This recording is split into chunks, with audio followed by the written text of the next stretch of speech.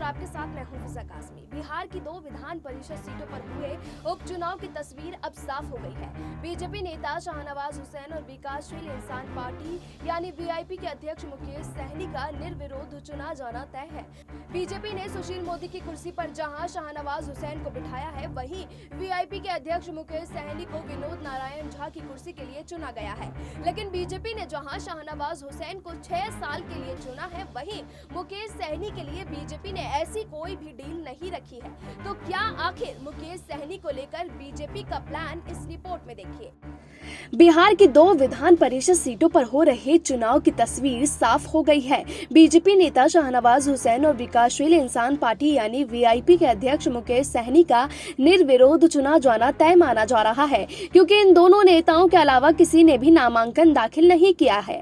हालांकि शाहनवाज हुसैन का कार्यकाल 4 साल तक रहेगा, जबकि मुकेश सहनी महज 1.5 साल ही एमएलसी रह सकेंगे। सहनी 6 साल के कार्यकाल की आस लगाए बैठे थे, लेकिन अब 2022 में उन्हें फिर से उच्च सदन पहुंचने के लिए मशक्कत करनी पड़ेगी। बिहार में बीजेपी नेता सुशील कुमार मोदी के राज्यसभा सदस्य और विनोद नारायण झा के विधानसभा सदस्य चुने जाने के बाद ये सीटें खाली हुई थी। सुशील मोदी का कार्यकाल 4 साल का बाकी है, जबकि विनोद नारायण झा का कार्यकाल 1.5 साल का ही बचा था।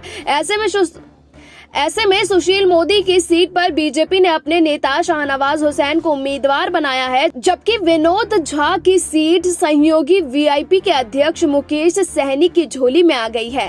हालांकि बीजेपी के इस ऑफर को पहले मुकेश सहनी ने स्वीकार करने से मना कर दिया था।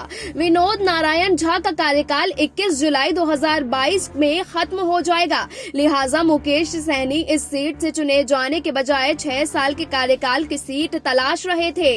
ऐसा माना जा रहा है कि वो राज्यपाल कोटे से मनोनयन वाली 12 सीटों में से एक सीट पर अपनी हिस्सेदारी चाहते थे, लेकिन बीजेपी उन्हें राज्यपाल कोटे से विधानसभा में भेजने को राजी नहीं हुई। इसके बाद बीजेपी के बड़े नेतृत्व के समझने के बाद मुकेश सहनी तैयार हुए हैं।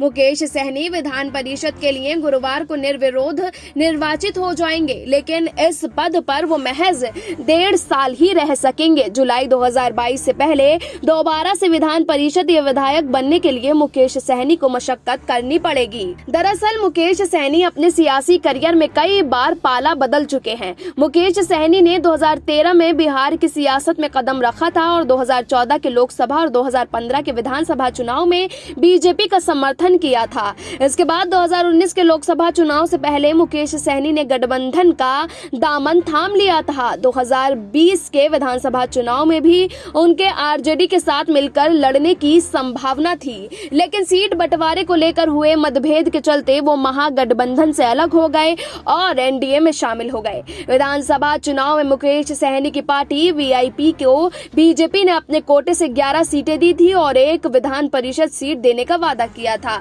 चुनाव में वीआईपी के 4 विधायक जीतकर आए और मुकेश सहनी को कैबिनेट में जगह दी गई। हालांकि बिहार में इस बार जनादेश ऐसा आया कि एनडीए और महागठबंधन के बीच सीटों का बहुत ज्यादा फासला नहीं है। ऐसे में मुकेश सहनी कोई सियासी पैतरा ना दिखा सके, इसके लिए बीजेपी उन्हें साध कर रखना चाहती है। माना जाता है कि इसीलिए उन्हें महज 1.5 साल के कार्यकाल के लिए भेजा है, ताकि आगे किसी तरह की कोई सियासी मुश्किल खड़ी ना हो सके। फिलहाल अभी के लिए इतना ही, लेकिन देश और दुनिया की तमाम बाकी खबरों के लिए आप जुड़े रहिए SPN9 न्यूज के साथ।